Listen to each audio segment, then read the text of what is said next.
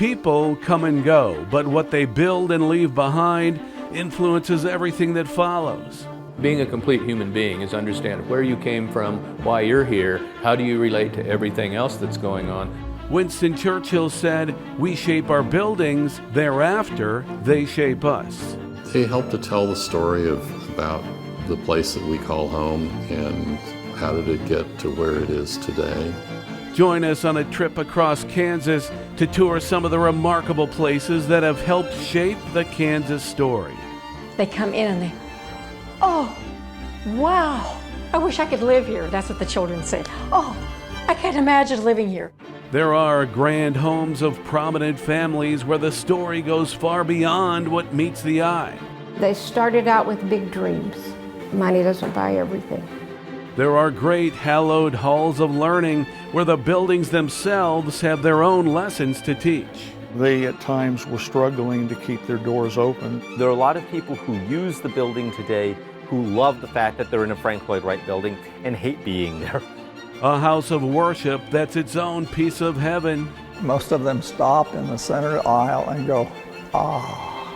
And an unusual barn that's meant more to the community than just a place for horses and hay. You have no idea how many children have been conceived in this barn. Experience the triumphs. How cool is that? The tragedies.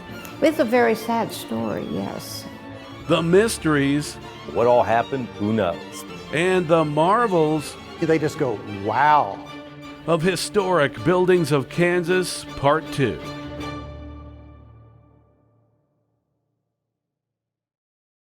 Historic Buildings of Kansas Part 2 is made possible in part by Conco Construction has been serving their customers in the Wichita region since 1975 by building relationships, people, and buildings that last. More at concoconstruction.com. No matter what lies ahead, we'll face it with courage. Because there's only one direction worth moving.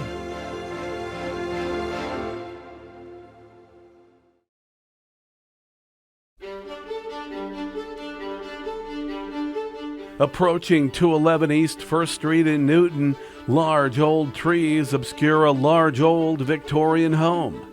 Its imposing size is matched by its elegance and charm, and the drama and intrigue that surrounded the family who lived here, led by its patriarch. He helped change the course of Kansas history. Bernard Warkentin. He was born in South Russia, which is today the Ukraine.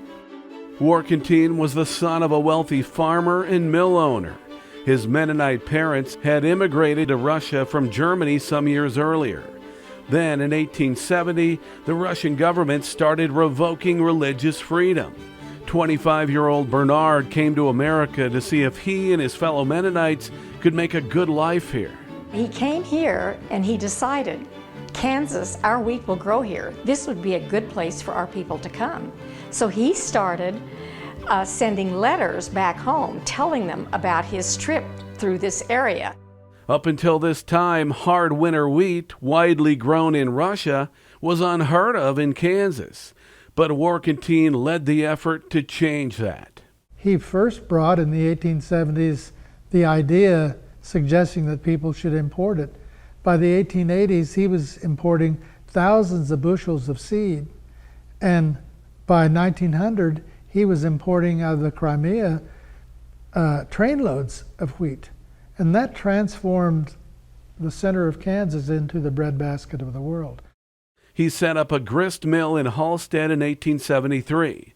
By 1874, tens of thousands of Mennonites had immigrated to the Midwest from Russia, many of them bringing their wheat seed with them. This Kansas wheat revolution made Warkentin very wealthy. He then expanded his empire by buying the Newton Milling Company in 1886. Then he moved his wife Wilhelmina and their two young children into their new house in 1888.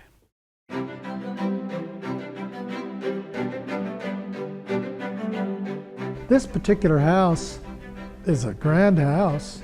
It's a late Victorian. Some people would call it Victorian. I would call it a Queen Anne house. It has a huge wraparound porch, 2 stories, obviously done by a good architect. At the time, the spacious 5,000 plus foot Victorian was on the very edge of Newton. First Street was dirt or mud depending on the weather. There is a washroom when you come in, which is very unusual in Victorian homes. You won't find them. But you have to remember, the Warkentin House was at the edge of Newton, dirt roads, horse and buggy, 100 degrees, and they drive up, and the women need a place to freshen up.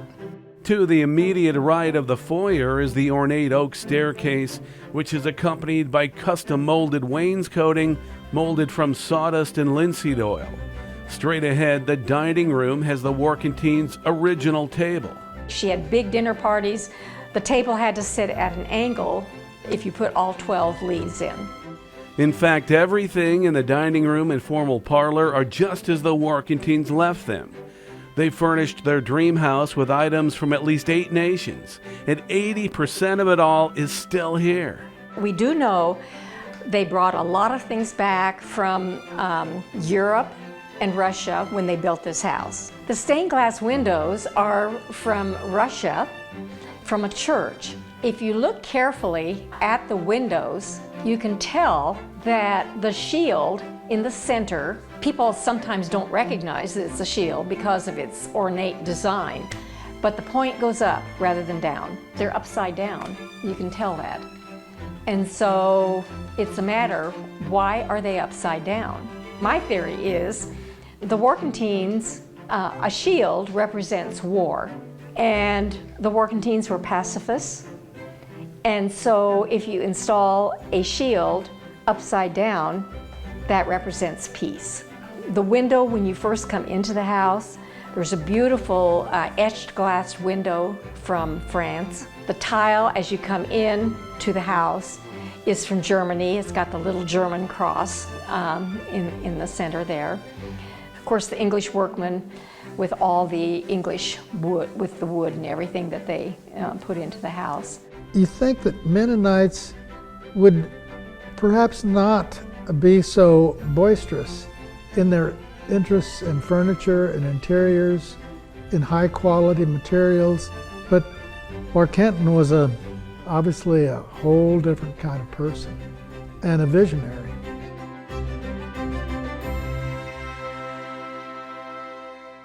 But the story takes a tragic turn in 1908 when Bernard and Wilhelmina take a trip overseas.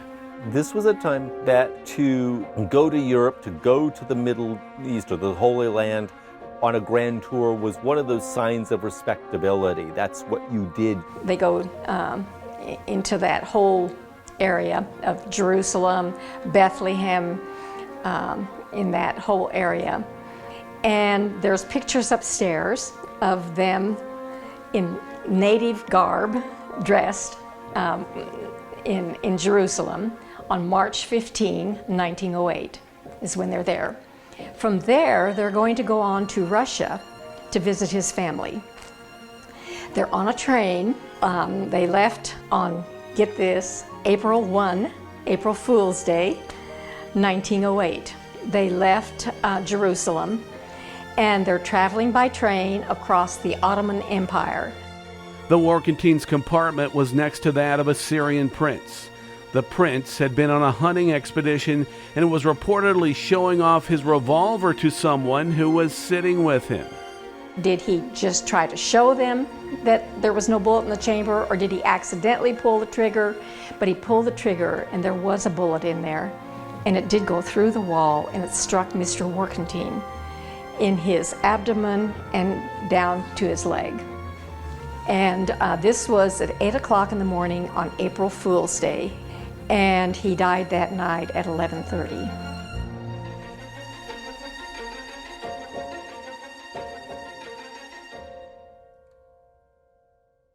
The shooting sparked international controversy. The prince was taken into custody, and speculation swirled. It's a wild story. What all happened, who knows? It took a month for Warkentin's body to arrive back in Newton. While many questions remained seemingly unanswered, the shooting was ruled accidental and the prince was eventually released. The funeral took place on Tuesday, May 12th, here at the house. William Grove, who was the mayor of the town, and he shut down the entire town for Mr. Warkentin's memorial service. The house was packed, the porch was packed, the whole yard. The funeral procession took Mr. Warkentin's body to the new mausoleum he fortuitously had constructed just months earlier. He was a kind man. He was very altruistic. His role in shaping the local economy was complemented by his and Mrs. Warkentin's philanthropy. In addition to helping transform Kansas into the wheat state, Bernard helped found Bethel College and Bethel Deaconess Hospital. 2 years after his death, Mrs. Warkentin helped establish a home for the Mennonite deaconesses who served at the hospital and dedicated it to her late husband. We learn as we study about Mrs. Warkentin, she was just like him.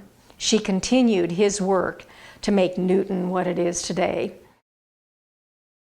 Upon her death in 1932, Wilhelmina left the house and much of its furnishings to the deaconesses. Some of them lived in and cared for the place until 1970. Then the city of Newton took ownership and turned this into a museum. It's an enchanting house in its own right, made more fascinating by the story of the esteemed family that lived here.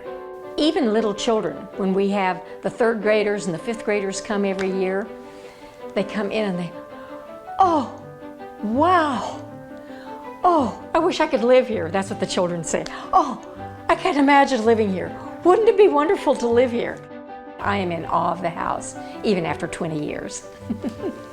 Yeah, I really am. In awe of the house, but mainly for all it represents as to who the Warkentins are. The altruistic, the kindness of both of them, and all they gave to this community. The house presents a legacy that transformed Newton into an educated and cultured city, and transformed Kansas into a thriving center for agriculture and America's #1 state for wheat production.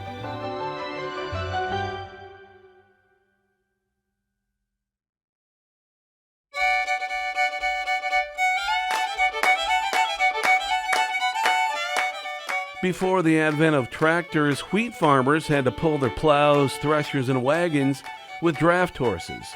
H.W. Fromey had a lot of acres on his Kiowa County farm, so he needed a lot of horses and a big barn to put them in. In 1912, he hired local builder Pat Campbell, who is believed to have consulted with Halstead architect Benton Steele to come up with a cutting-edge design. In the late 1800s and early 1900s, there's a big round barn building movement nationwide because they were thought to be cyclone resistant, tornado. That didn't prove to be true, but that was coming out in agricultural journals of the time in the early 1900s. The barn is actually polygonal with 16 sides. Hay was stored above 15 stalls that ringed the perimeter. In the center, a granary where the feed was kept and then shoveled out into the stalls. This shape was considered to be a more efficient use of materials and space, but it did require great skill to build. Supposedly, for the volume of space you got for hay storage, it cost less to build a round barn in actual dollars, lumber, than it would to build a rectangular barn. But it took a lot more labor making all these measurements and stuff to do this. They were very much the exception because, first of all, you had to have somebody who could build them. Each one of those sections had to be built and had to come together at angles that were difficult and had to be perfectly done. It was very, very hard to do.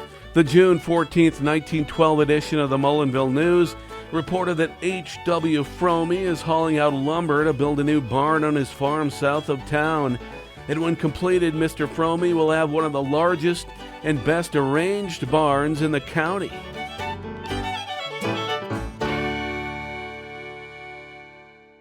Fromey was a self-made man. His granddaughter says he was a German immigrant who came to the United States with 50 cents in his pocket. He became one of the wealthiest farmers in this area. The barn cost him $8,000. It's an architectural wonder of Kansas, because I can't imagine trying to do this all by hand now. Pat Campbell is believed to have done most of the carpentry work, aided by Mr. Fromey. That's one of the most fantastic examples of carpentry, I would say, in Kansas. This is 50 feet tall. The span was 70 feet. That's very big. But these horses are very big too. The barn accommodated 28 workhorses and one big stallion, but only for a few years. In 1916, Fromey bought his first tractor, and soon he didn't need the horses. This design just didn't work well for parking the new automated equipment, so this became strictly a hay barn. It remained a unique landmark, though, and airline pilots used it as a navigation point. But it was used less and less for farm purposes anyway. It's always been a big deal to me, and you have no idea how many children have been conceived in this barn. By 1960, according to this Hutch News article, the barn had become a tourist attraction. By 1987, Phyllis Burney, whose father-in-law had purchased it from the Fromeys 33 years earlier, successfully applied to get the barn on the National Register of Historic Places. But it was showing its age, as nothing much had ever been done to it. The shingles that were put on in 1912 were still there in 1992. The floor was rotting away. In 1993, Burney sold the barn for $1 to the Kiowa County Historical Society, which then applied for an $80,000 grant to restore it. But that grant required a $20,000 match. And we had 6 weeks to raise it. And in a community of around 200 people, how do you do that? We contacted everyone who had ever graduated from the high school and sent out an appeal and said, do you want to save a part of your memories of the community you grew up in? And the money came in from all over the country. The restoration was a community effort fueled by pride and respect for those from the past who had helped shape rural life through the generations. By 1995, restoration was complete, leaving 95% of the barn still original to 1912. Structurally, it was so well designed, it's held. And it remains a fixture on the wide open landscape along a gravel road just outside Mullinville. It's a testament to the great vision, skill, and hard work that has defined rural Kansas life for generations.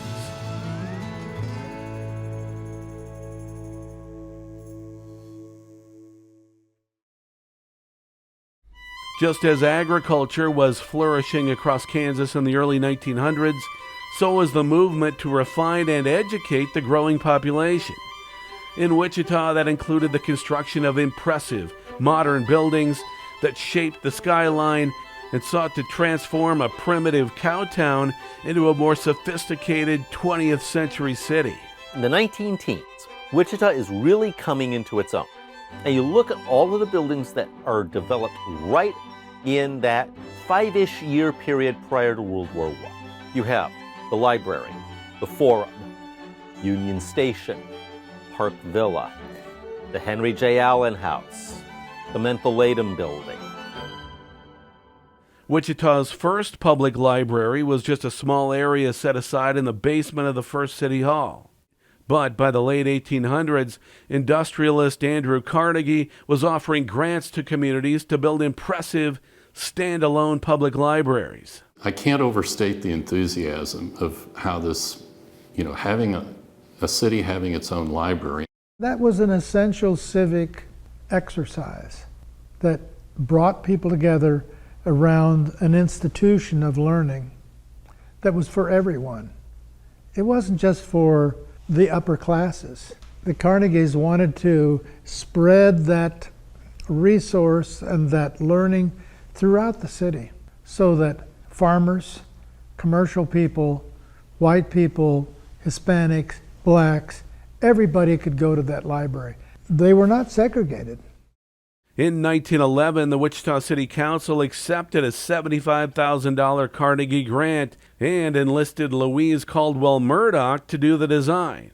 Her husband Roland had helped found the Wichita Eagle and was the business manager at the time of his death in 1906.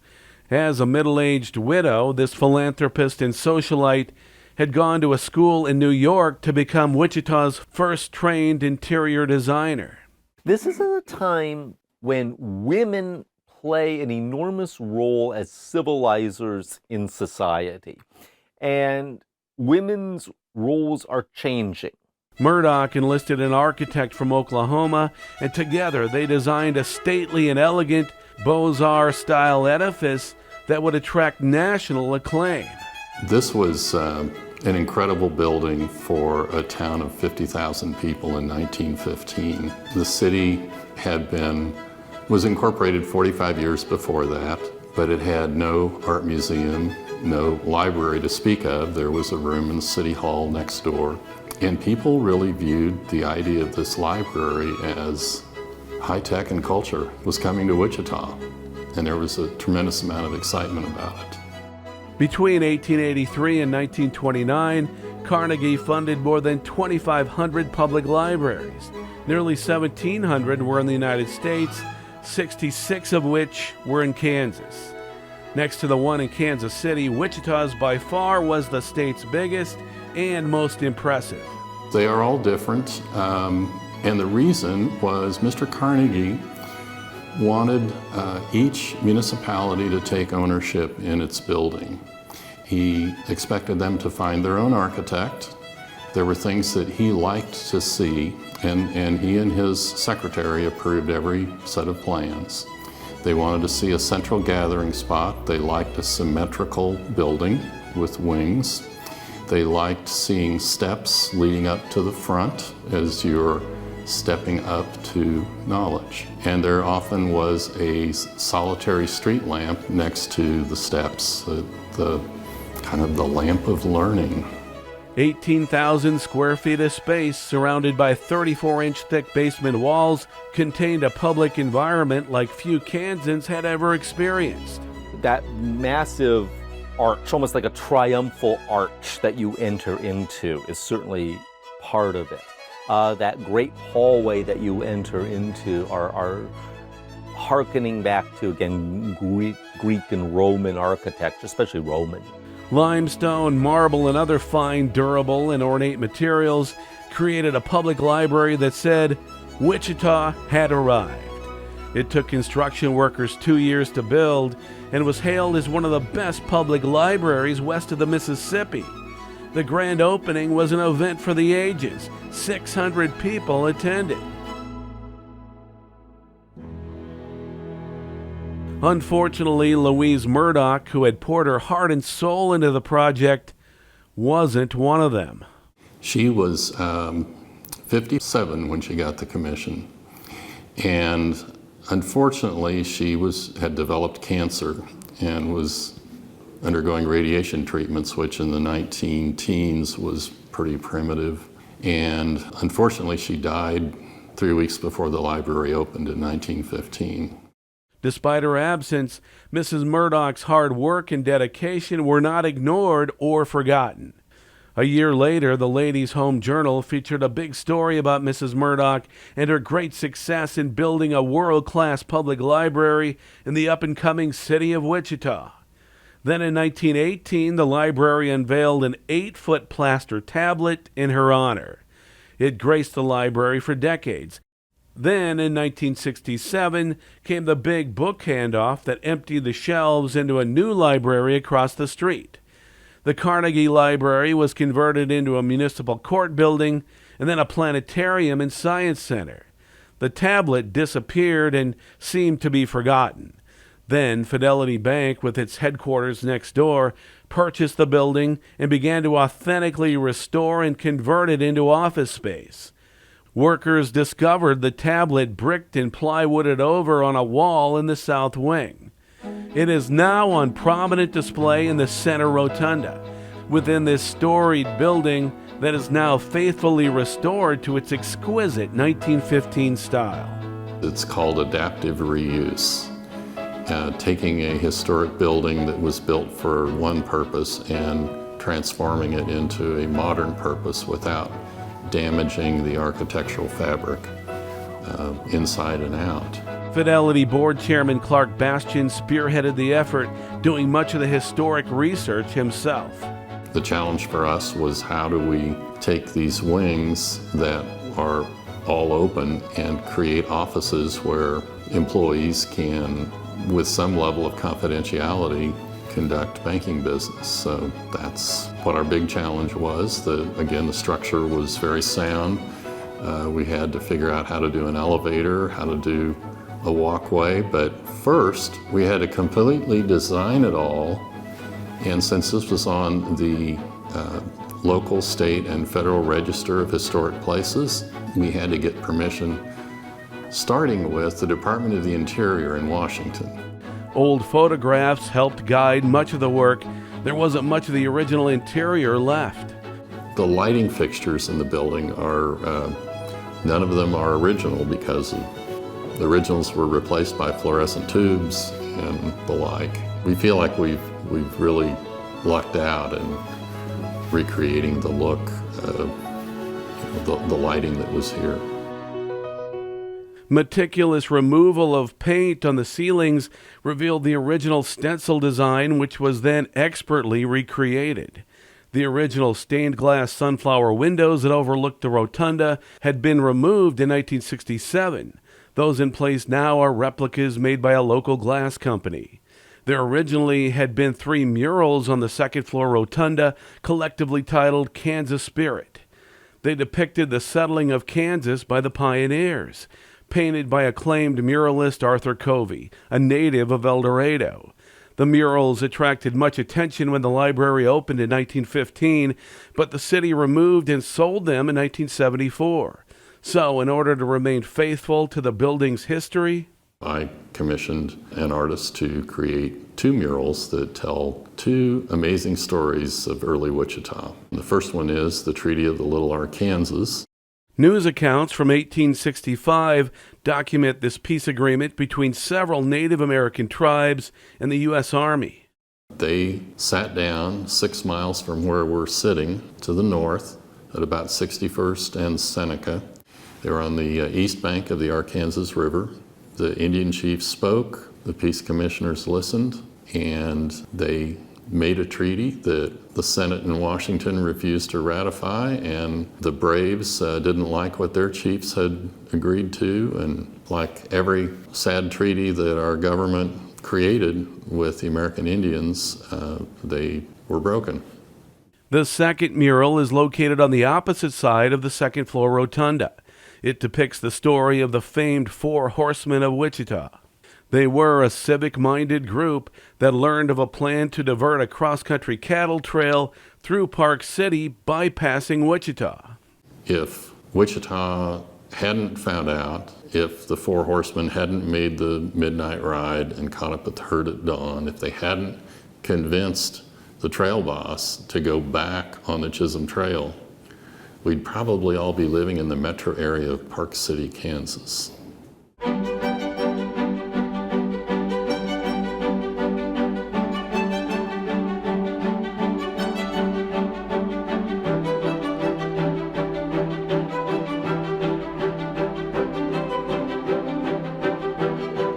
By the time this library was built, Wichita had become an up-and-coming city with great expectations, and this served its original purpose for 50 years.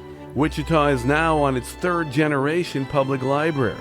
Meantime, the old original stands strong, functional and relevant as office space for Fidelity Bank, with a timeless elegance that connects the past to the present. I hoped that the community would feel like we had been a good steward of this building. The building keeps alive the legacies of Carnegie, Murdoch, and all the others who helped set the stage for an educated, thriving Wichita.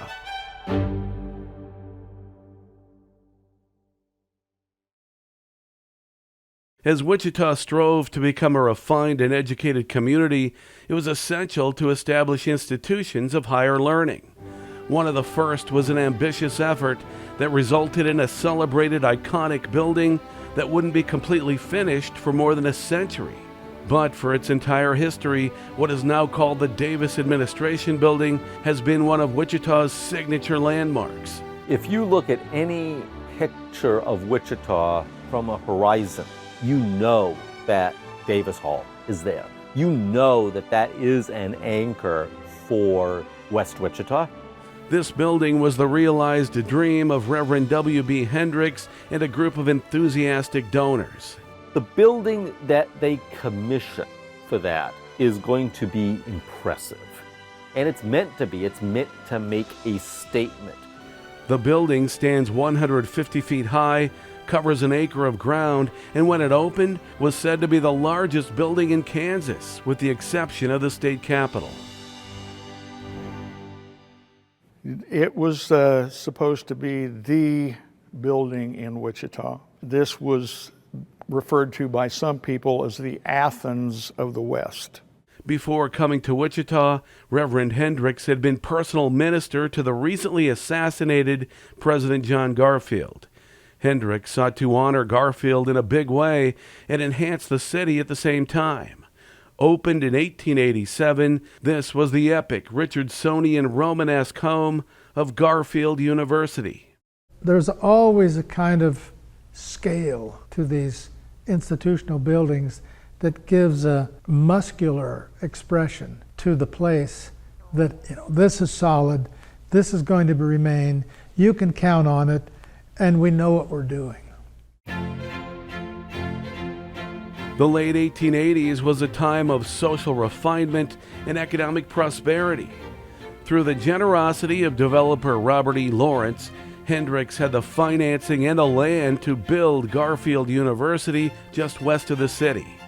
It was one big, impressive building designed by prominent local architects Proudfoot and Bird. This is an era that loves and values institutions, and big institutional buildings in a revival style are part of how the society is viewing itself as a point of pride. Garfield U opened in the fall of 1887 with only the interior of the north wing finished. Still, Garfield offered degrees in 9 different fields, including law and medicine, all under this one roof. 400 students from 19 states enrolled that first year, and more than 1,000 the second. The school seemed destined for great success. Then, the bottom fell out. The problem is that all of this happens at a time of boom and speculation. The 1880s are a time of enthusiastic, exuberant speculation. They're sort of like the 1920s. And things come to a head just in time for the economy to unravel. When the boom turned to bust, exacerbated by local crop failures and the deaths of key donors, Garfield U couldn't pay its mortgage. Just 3 years after opening, this overbuilt behemoth of a building that seemed like such a good idea at the time was vacated and sold off. It sat idle till 1898. Then millionaire James Davis purchased the building and donated it to the Kansas Quakers. That was the beginning of Friends University. 50 students enrolled the first year, and the university slowly grew. In 1923, this was officially named the Davis Administration Building. At that time, students undertook a successful effort to get the auditorium on the 3rd floor finished. It served the university well for almost 20 years. Then, on Friday, August 13th, 1943, the boiler in the basement directly below the auditorium blew up. Early in the morning when the building shook, the president, who was in his office, was the only one here at the time. The floor directly below us was the library. They found books that were floating in the water in the boiler room, because both this level and the one below, the floors dropped. Major damage to the auditorium and library below was repaired. Still, most of this building remained unfinished on the inside for several more decades. I think that so much of what is the history of this building and this university is financial. Do we have the ability to go ahead and operate the university and to provide for our students and to also take care of the building in the manner it should be taken care of? And I think they made choices. But upkeep was ignored as the years went on, and the auditorium was closed again in 1975, ruled unsafe by the city. Then a $7 million renovation project began in 1994. The decision was just made that they were going to go ahead and, if you want to say, bite the bullet and do a major renovation and to complete what was originally intended for the building.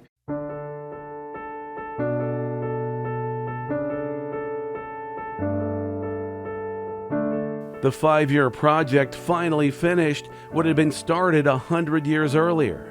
The exterior of the building has always been extremely impressive. It was the interior that they struggled to bring up to what it was intended to be. And we feel that that has been accomplished now. The auditorium is one of the crown jewels, with an authentic late 1800s style that serves quite well almost a century and a half later. The rose window at the back of the room is a pretty significant piece of what we have in this room.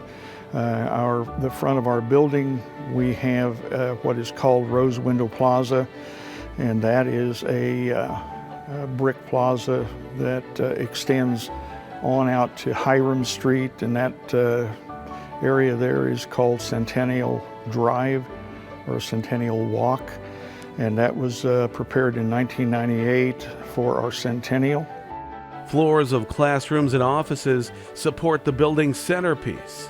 The other thing that is extremely significant is our clock tower. When you get up there, although it's certainly not as tall as a lot of the buildings in Wichita, you can still see what seems forever. It's the icon. It's a very imposing building from the road. If you look at any picture of Wichita from a horizon, you know that Davis Hall is there. And it's been here for nearly all of Wichita's history, still fulfilling its intended purpose and still commanding attention and awe.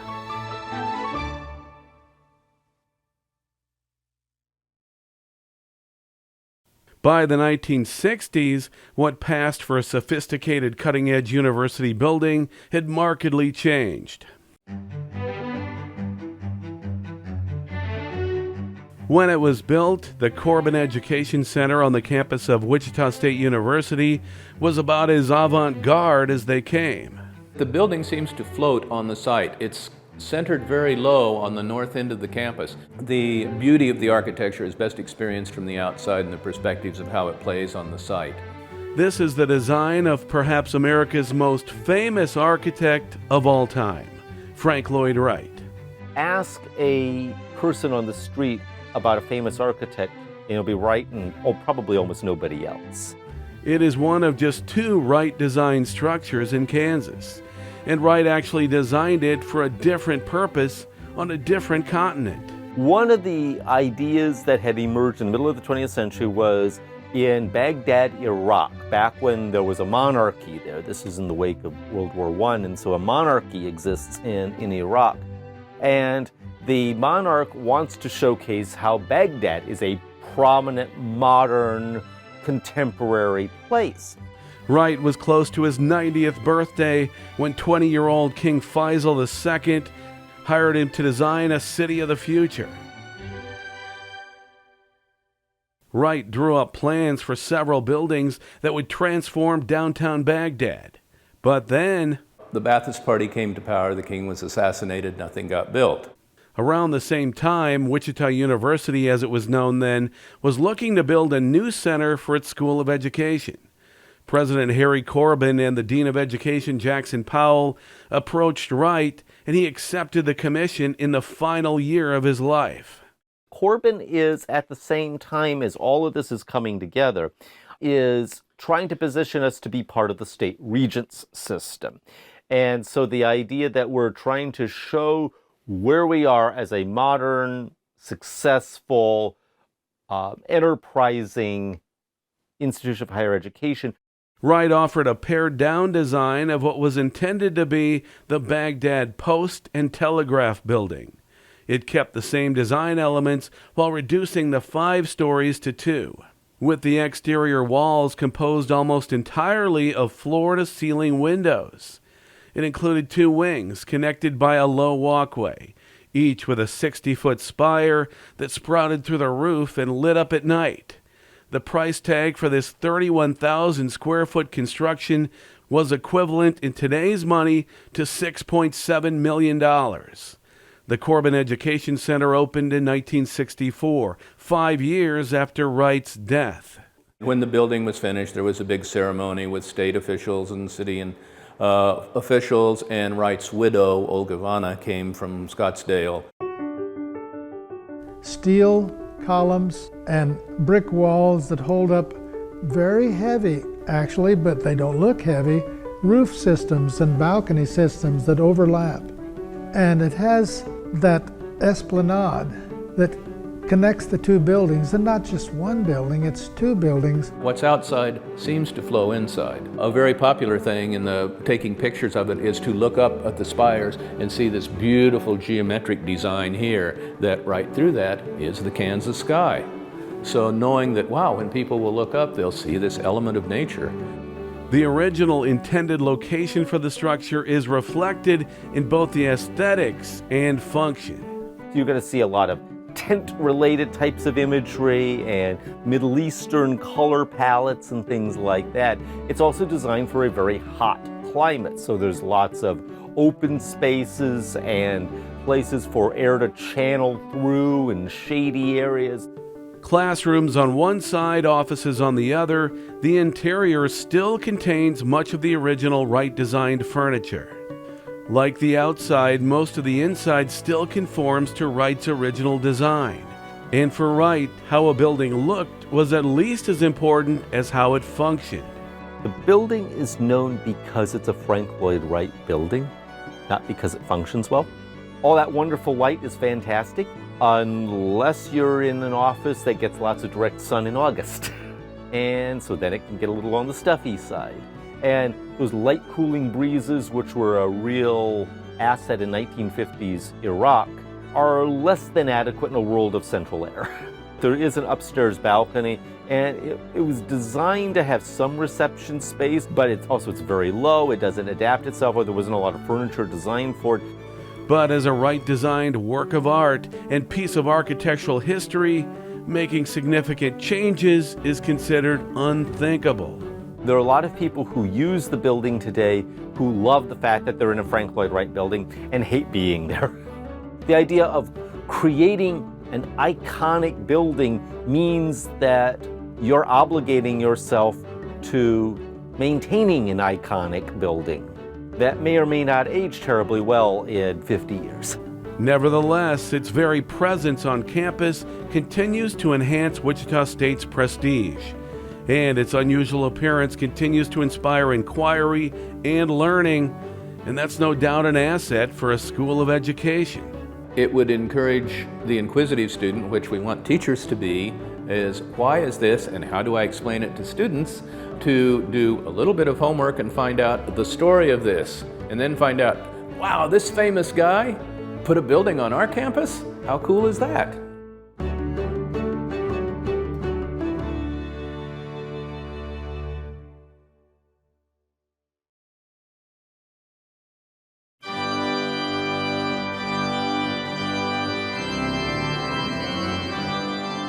In far northeast Kansas, St. Mary's Church serves as a lasting testament to the timeless powers of faith, community, and Kansas ingenuity. It was either planned out or it was a miracle to have it happen like it did. The tiny village of St. Benedict was built around a Catholic congregation that formed in 1859. It was called St. Mary's Parish, and it outgrew 3 church buildings over the next 30 years. Then by 1889, the parish had grown to 120 families whose farms had prospered in the rich Kansas soil. The congregation resolved to honor God with one more house of worship that would endure for generations. Their faith was central to them, and their thought was it should be a place deserving of worship for their Creator. I think they patterned the design of this church after churches that they had been, some of the original pioneer families were familiar with in Europe, particularly Germany and Ireland. Church members poured their money and their sweat into this, with each family pledging support. They themselves hauled 1,200 cords of rock, that's almost 154,000 cubic feet, 2.5 miles from the local quarry. People had physical skills and they pitched in and they were stakeholders. It was a barn raising in many cases, and this was a church raising. What they couldn't do themselves, they hired out to some of the world's finest artists and craftsmen. Upon its dedication, a writer for the Seneca Courier-Tribune declared this to be one of the largest church buildings in the state and will compare with the best churches in the West. And it was built to last.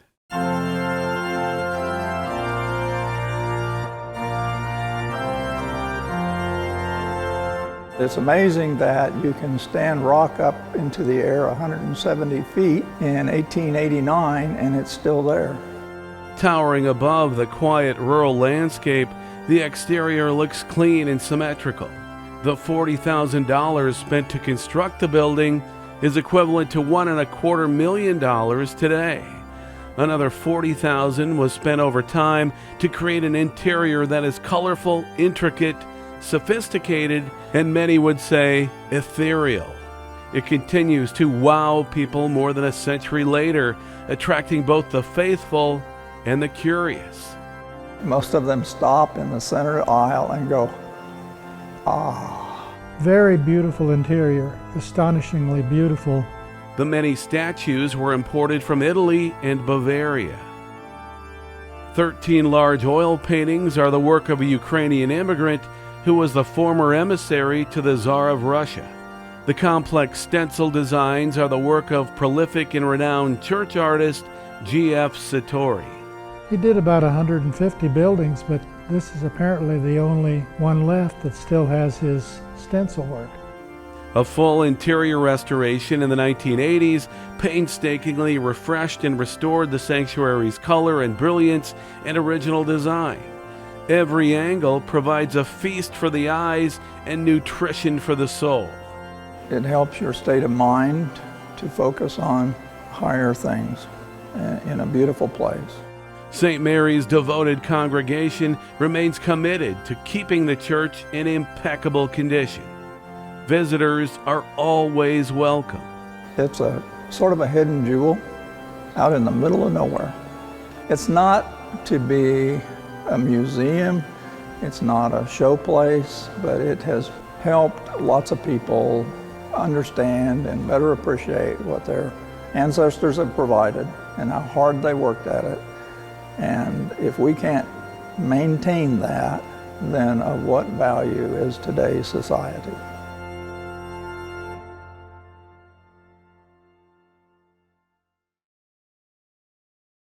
And now to the southeast Kansas town of Coffeyville, where the Brown Mansion sits high on a hill, frozen in time.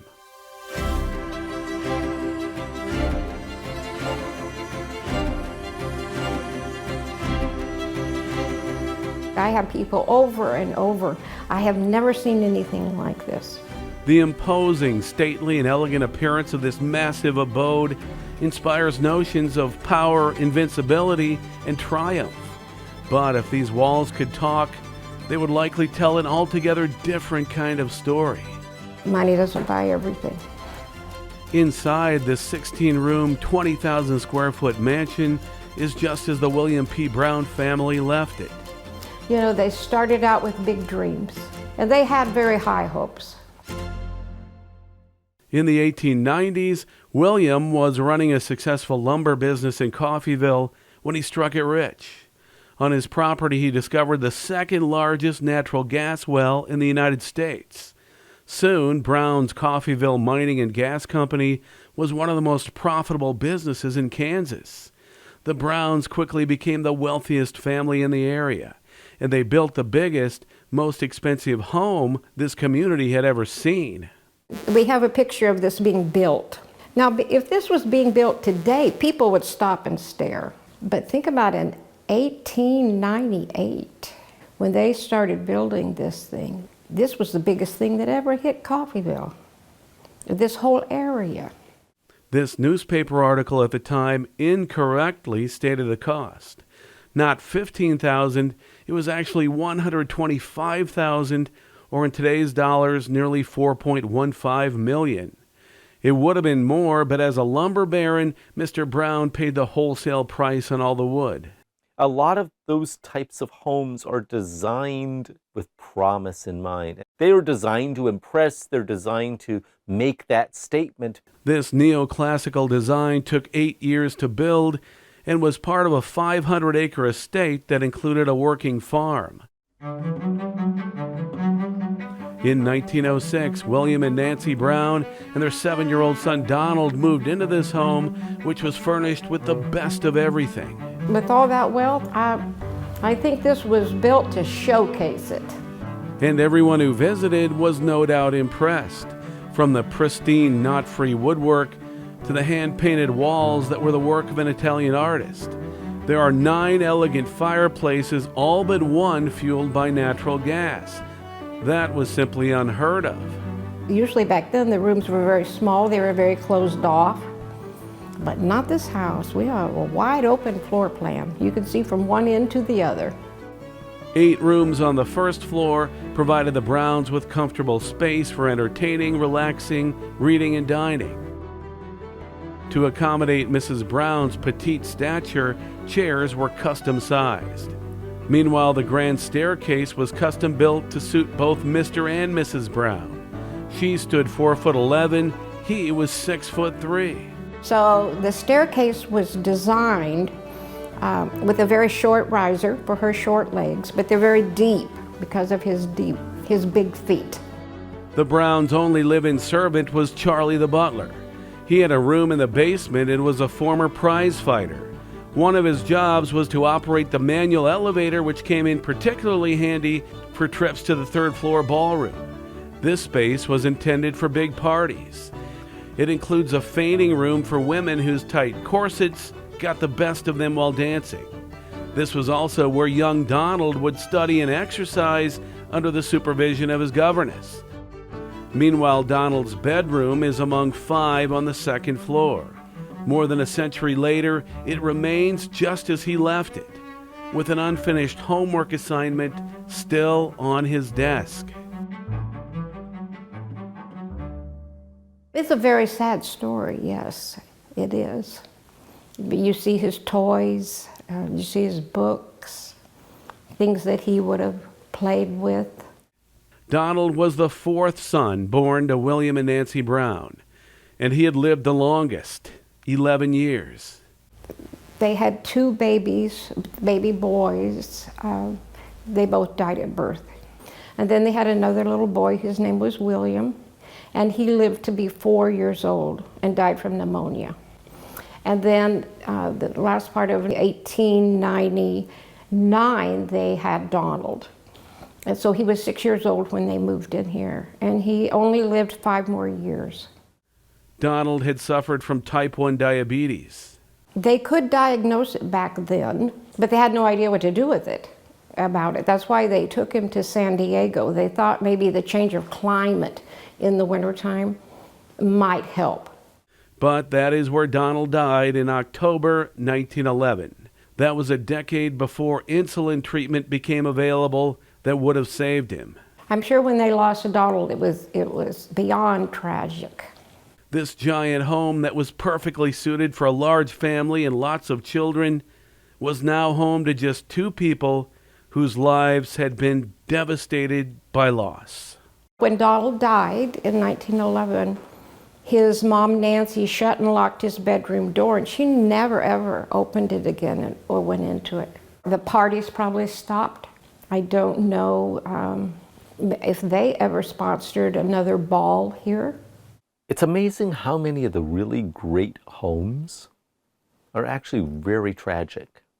That they were designed to be this family legacy that would continue on. I mean, they're thinking Downton Abbey sort of family connections that will last for generations. The Browns did have one surviving child, their oldest daughter, Violet, who was grown and on her own by the time the mansion was built. She would become the final resident of the mansion. The maximum family occupancy of this house was 3. Mr. Brown, his wife, and Donald in the very beginning, and then the latter years with Mr. Brown, Mrs. Brown, and Violet, when she moved in here 4 years before they passed away to take care of them. William and Nancy died within 2 months of each other in 1934. For the next 39 years, Violet, who was twice divorced, lived alone in the mansion with one maid. Violet never remodeled. She kept the 1906 furniture and changed virtually nothing. In 1973, Violet moved into a nursing home. She sold this place to the Coffeyville Historical Society for $50,000. Now it's a museum, frozen in time, paralyzed by tragedy. Had the family grown and flourished and been a great presence in Coffeyville, they would have adapted and remodeled the house. They would have added on something. They would have changed out the light fixtures. They would have added a new bathroom. They would have added different things. It would have been a functioning space. And there's a difference, as I've long said, between preserving something and mummifying it. Whatever you call it, the Brown Mansion serves as a time capsule of well-to-do Kansas life more than a century ago. It also demonstrates a reality as true today as it was 100 years ago, that all of this, while nice, is not really what's precious. As you've seen, there's more to each of these buildings than just architecture and furnishings. Each has a story to tell about the men and women who made Kansas what it is. The builders, the tycoons, the farmers, the families, those who came before us, who laid the foundations we stand upon today.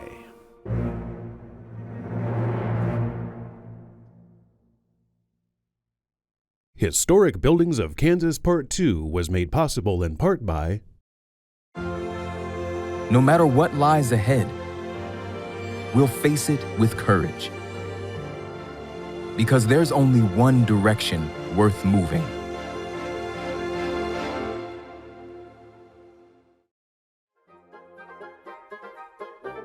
Conco Construction has been serving their customers in the Wichita region since 1975 by building relationships, people, and buildings that last. More at concoconstruction.com.